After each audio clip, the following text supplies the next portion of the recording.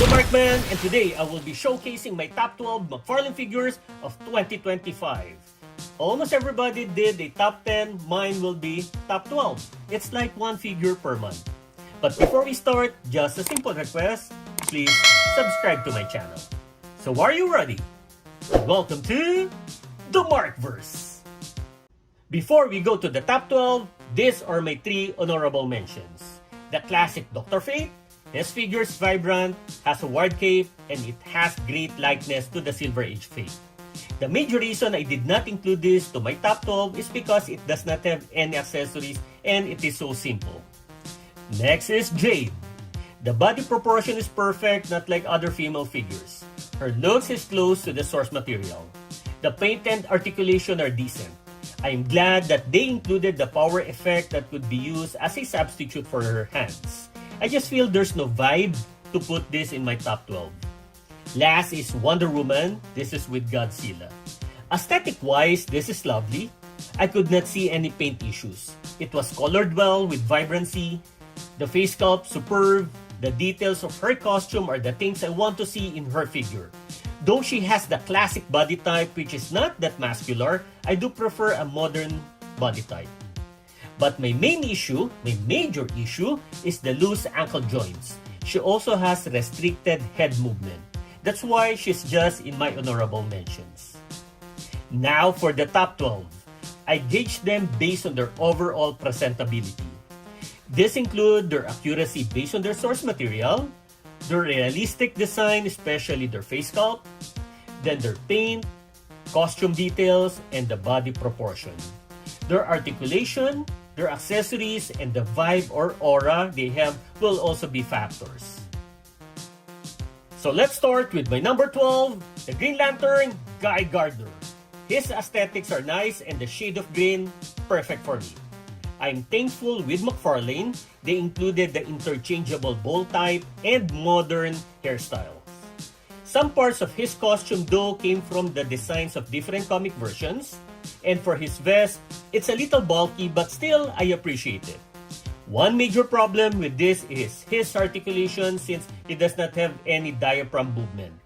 It's because of his vest. In regard to his right arm, I can only move it slightly close to his chest. I cannot aim his ring directly in front. I need to bend it, which looks unnatural. The critical point here is his articulation which made this not that posable. Then the top 11, Dr. Midnight. I love collecting the members of the Justice Society of America and they did this really well. The head design is perfect and the costume and color details, awesome. As I said before, I have gazed at this for several minutes and I'm fond of looking at it. Having Hootie the Owl as well made this more desirable. I just wish they included his blackout bombs. In terms of the source materials, its design is a combination of different versions. Then the cape, it is smaller than that in the comics and it is not worn. For the articulation, except for the legs, which is a common issue with McFarlane, everything is okay, especially its head movement. Its main concern are his cape and the lacking of blackout bombs that should have give this a little more kick. Then on the 10th spot, Commissioner Jim Gordon. They used the same body mold as John Constantine but it looks better with Gordon. Plus the face sculpt, it's perfect. You won't mistake him for someone else. It's well articulated and well detailed. This is also painted well as the wash gave his coat more color depth. Everything I said made this figure more realistic. It has good body proportion and stance. And even though it only has a gun, that's enough for me. I don't need an extra hand or other weapons. It just lacked the vibe, that's why it is ranked this way. Next is Hawkgirl, Shaira Hall. I also got Kendra Saunders but I have issues with her torso. It always tilting back regardless if I move the figure or not. But this one, I don't have an issue. So this has vibrant colors which look authentic to its classic version. I saw McFarlane put an effort into doing the wings both for the design and color details. This is well articulated as well. She balances well on its own, so I don't have issues letting her stand. The only major issue I have is when her head moves forward. It looks unnatural, and I cannot really move her head upward. Though James Gordon I think is a better figure, this Hawk Girl I feel has a stronger vibe, especially with the mace, hence she is in my 9th spot. For the 8th spot, Power Girl. This has an accurate design based on its source material. This looks awesome. They captured the likeness of Power Girl, and her head sculpt, especially her face, it looks realistic. No issue with her color. I'm glad they gave her a wide cape, making her more enticing to look at. Her body build and height also attracted me to this figure, as this is how I imagine her. This could have been ranked higher if she had a diaphragm articulation. It also made me love this figure because of having Streaky the Cat, which has a cloth cape. Next is Deadshot, occupying the 7th spot. Though I always see the modern Deadshot comic design having a more viable costume due to being an assassin, I like this figure better based on his classic look.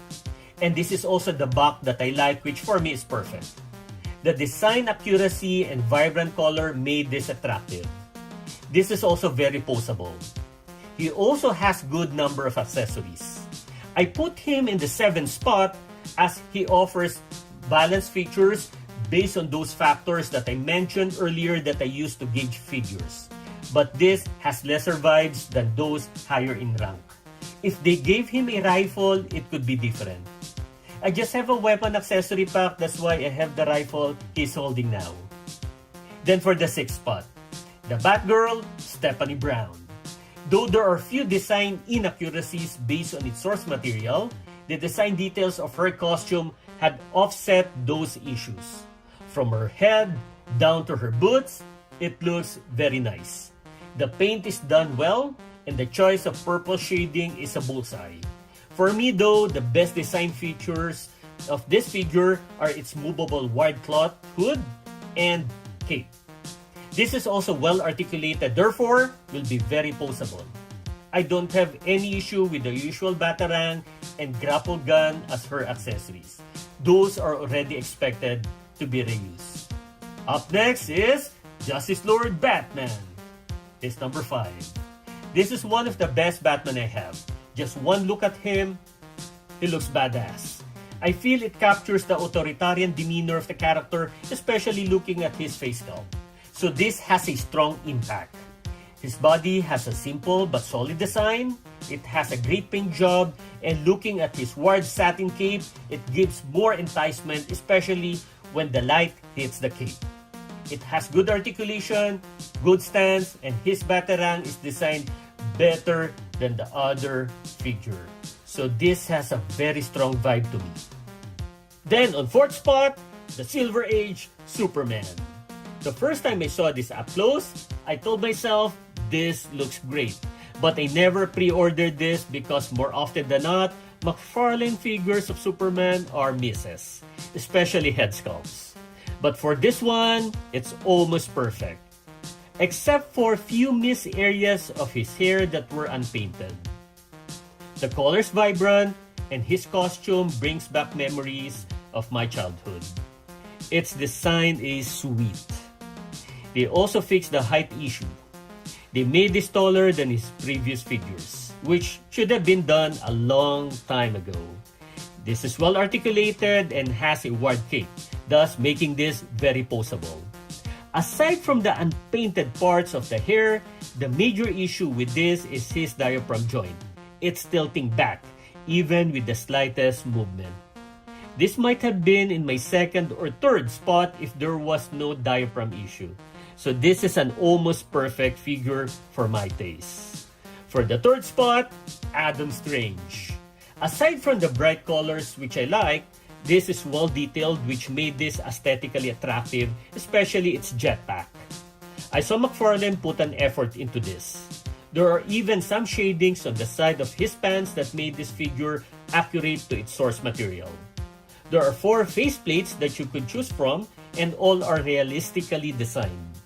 It also has a pair of additional hands, and thank goodness he has the ray gun, cause he might not have been in this spot if McFarlane did not included it. He is well articulated, and I like that I can tilt his head back for a flying pose. I just wish they added some booster effect that I could put on his jetpack and a flight stand. That should have been great. Then for the second spot, the Batwing Lucas Fox. Generally, this is much better than Batwing David Savimbe, which was released in 2023. It's because they did a way better paint job, which makes this figure look great. This is a solid one. It doesn't look plasticky like the previous. The design details, especially the Batwing symbol and the wings, look fantastic. And it's almost accurate based on its source material.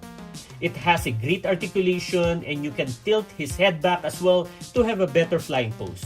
So this is very poseable. I felt the strong aura that attracted me to this one. The downside though is that it only has one booster effect and no flight stand.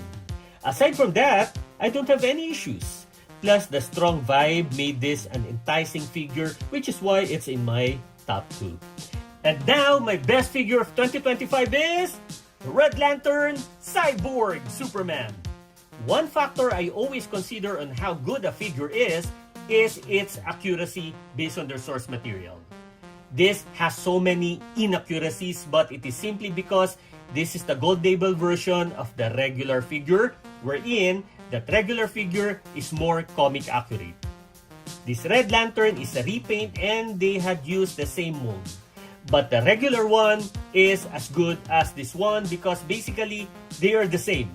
But due to financial considerations, and I feel I like having a Red Lantern version instead, I only purchased this one. So regardless if I bought the regular or this gold label, this will be my best figure of 2025.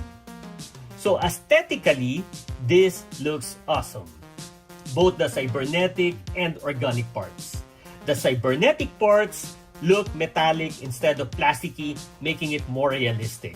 While the organic parts have striking colors that made this more desirable. This is very detailed, especially the cybernetic parts. And if you look at his face, McFarlane became so meticulous in designing this one, making it look more malevolent. No issue with the body proportion, and the stance is badass. Though there's no left knee articulation, the other parts are well articulated and the cape is worn. So somehow you could still consider this very poseable. Lastly, I don't mind just having an alternate pair of hands cause the figure is already one of McFarlane's great. And as Darth Vader said, the force is strong with this one. There's a strong vibe in this figure. Let's have a recap from my top 1 to top 12. Red Lantern Cyborg Superman, Batwing Luke Fox, Adam Strange, Silver Age Superman, Justice Lord Batman, Batgirl Stephanie Brown, Deadshot, Power Girl, Hawkgirl Shaira Hall, Commissioner James Jim Gordon, Dr. Midnight, and the Green Lantern Guy Gardner. So, if you like this video, click the thumbs up button, please subscribe to my channel, and don't forget to push that notification button since I publish new videos every week. Again, I'm the Markman, thank you for visiting the Markverse, and always remember to pay it forward with kindness.